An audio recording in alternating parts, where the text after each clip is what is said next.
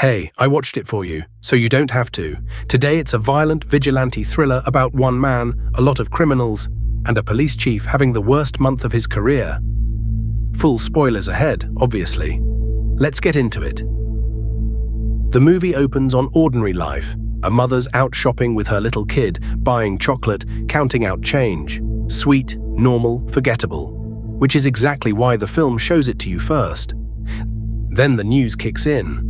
A wave of shock is sweeping the country.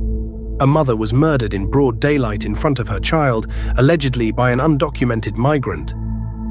Parents are scared to let their kids outside. Women won't go out after dark. And into all that fear steps a mysterious figure the media dubs the vigilante citizen. He's delivering the kind of justice people feel the courts won't. He targets criminals and also the powerful people who let crime slide. So he's covering both ends of the market. Reporters hit the streets and the public is enthusiastic. One guy calls him a real hero. A woman says she wants to marry him because he's a knight who helps the helpless. The reports pile up. A Middle Eastern crime boss and his associate turn up dead in a dumpster. Meanwhile, a random influencer in the States is filming himself going, "This man is taking out the trash. We need one over here." Then our vigilante addresses the world directly, in a mask, in a manifesto video. He tells everyone they've been asleep, that they're playthings, that every soldier who died for an idea got played. He names Clinton, Biden, Trump, points out you never see any of them on the front lines, because they'd never risk their own necks. And he says your country does nothing for you when you get robbed or stabbed. It's a lot for one video. He signs off with, "The universe demands balance," which is the sort of line that sounds deep at 3 in the morning. Cut to a shakedown crew. A boss is briefing 2 goons. "I do the talking, you 2 look angry. If the shop owner won't pay up today, we burn his store down." And then, the lights go out. Back to the news, and this is where the police get a face. Interpol Regional Chief Henry gives an official statement insisting this is probably an international terror cell, maybe backed by Russia or China. He's reaching, and he knows it. Now for the film's signature set piece. The bus. 3 loudmouths refuse to pay their fare. The driver keeps politely, hopelessly repeating that it's $150 per person. A calm passenger steps up, pays the $450 himself, tells the driver to keep the change, and gets a cheerful "fuck you, loser" for his kindness. This, it turns out, was a mistake on their part. Because this same polite man starts lecturing them. If you don't pay your ticket, everyone's costs go up to cover the loss, and that's not fair. Then he tells them to look back on this moment as the luckiest of their lives. Ominous for a bus. Now we meet the other side of the movie's heart. A woman lies in a hospital bed, and a man, sounds like the vigilante, lays out exactly how the justice system will fail her. A trial could take years, he says. She'd have to relive it in a room full of people calling her a liar. You'd have to get lucky with the verdict, and pray the men who did this don't do it to someone else in the meantime. Is that the justice you want? Now we finally get our man in the daylight, and he's a smug problem to interrogate. Detectives ask about his DNA at a bar.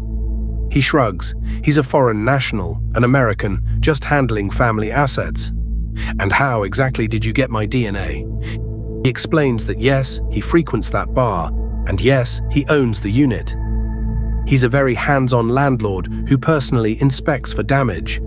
Every answer is airtight and infuriating. He's basically daring them to prove it. Somewhere else, a crew gets an address pinned to them. Let's pay this a visit. The hunt is on in both directions at once. We drop back into the vigilante's philosophy.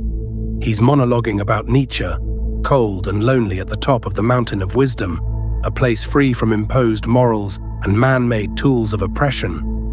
He really did read the back cover of that book. His thesis laid bare. The state, the courts, the police never failed you.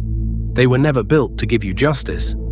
They exist to control you, and he's here to help you take that control back. Then the movie shows you exactly who he really is when the cameras are off, a landlord. We see him with a sex worker in one of his buildings, lecturing her about mold and about opening the window after clients shower. He casually reveals he owns the building, and apparently controls a lot more than that. He shakes down 30 extra bucks and tells the manager to fix the mold, or he'll be back. Our hero, ladies and gentlemen. Now the two worlds collide over drinks. Chief Henry is off duty in a bar, insisting he's just a man having a drink. He can't work all the time. He truly wants to catch this vigilante. Henry makes his case. We have the law for a reason. Innocent people go home, guilty people pay the price. We can't have vigilantes running around or society collapses. A drunk nearby just keeps yelling, "Who cares?" Very helpful. Elsewhere in the same nightlife, two creeps are working a couple of girls. We see them prepping drinks with the drops, spiking them, telling each other to keep it simple. Charming lads. A stranger warns them someone's giving their girls a hard time in the bathroom. The creeps threaten to smash his face if he's messing with them. He is, in fact, messing with them, just not the way they think. They toast, they drink, and then the room starts spinning. Because our man switched the glasses, the two guys drugged their own drinks and are now sliding into a long nap. He tells the girls it's time to go. These two put something in your drink, I switched them, they drank it. So no matter what, you don't have to go home, but I wouldn't stay with them. Then a polite, have a good night, smoothest exit in the film. Meanwhile, that other crew we saw earlier rolls up on a house at night, geared up. We sure this is the right house? That's what I was told. Let's move. It won't go the way they planned. The news keeps hammering the theme. The current system is failing to protect citizens. A talking head starts openly musing that maybe it's time to re-evaluate migration policy. The movie is not exactly subtle about its politics. Then the raid. A tactical team storms the vigilante's hideout. 3, 2, 1, go. He calmly announces he has no interest in killing all of them, but if they try to stop him, he will. This is your last warning to leave. They open fire anyway, and he's already gone. There's nobody in the box. He was playing them the whole time. This shit has to stop, someone growls, which is quickly becoming the police department's official motto.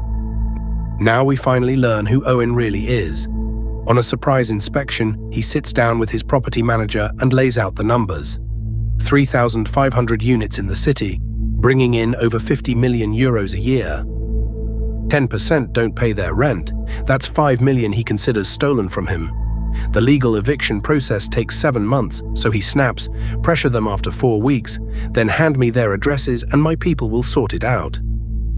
We get his backstory too.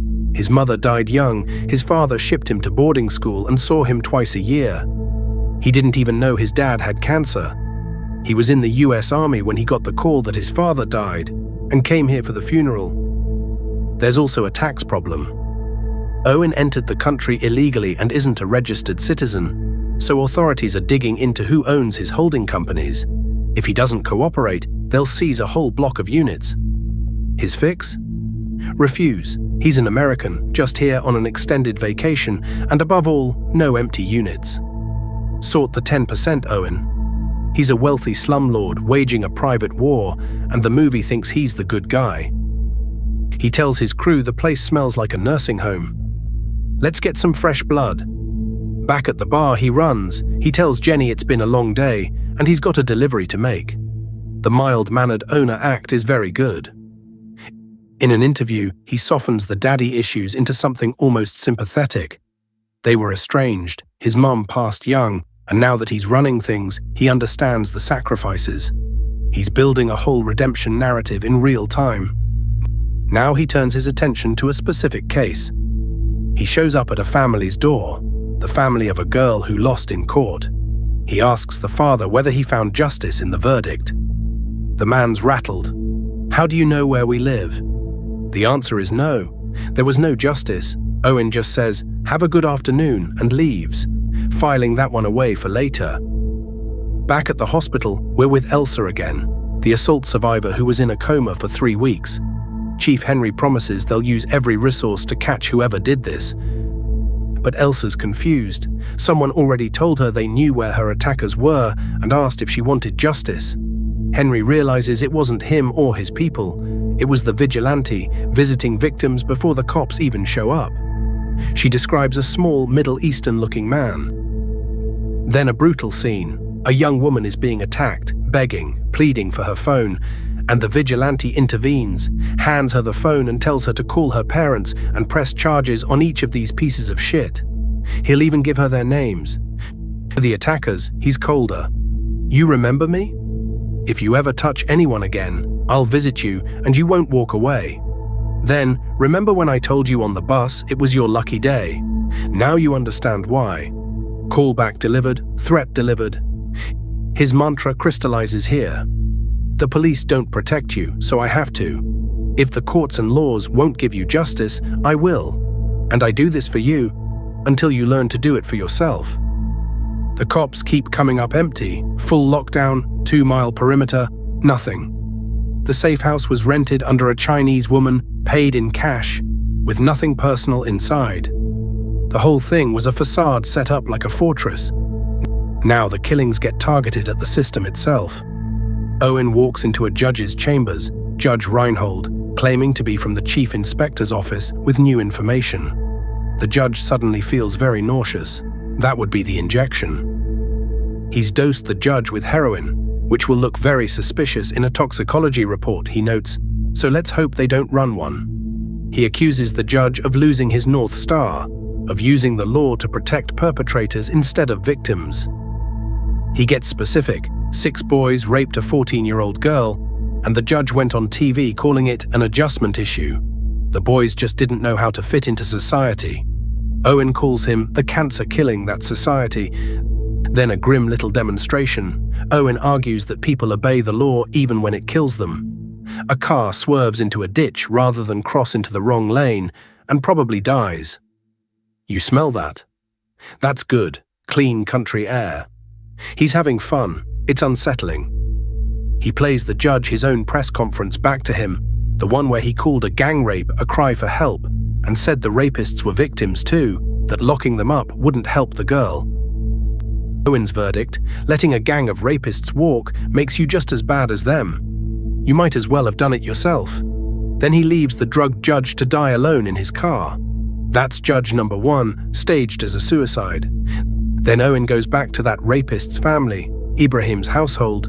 He poses as a citizen just there to help, gets refused, and forces his way in. He shoots the son, Youssef, in the leg, not the artery, and orders everyone onto the couch. He interrogates Youssef about the assault. The kid says they thought she wanted it.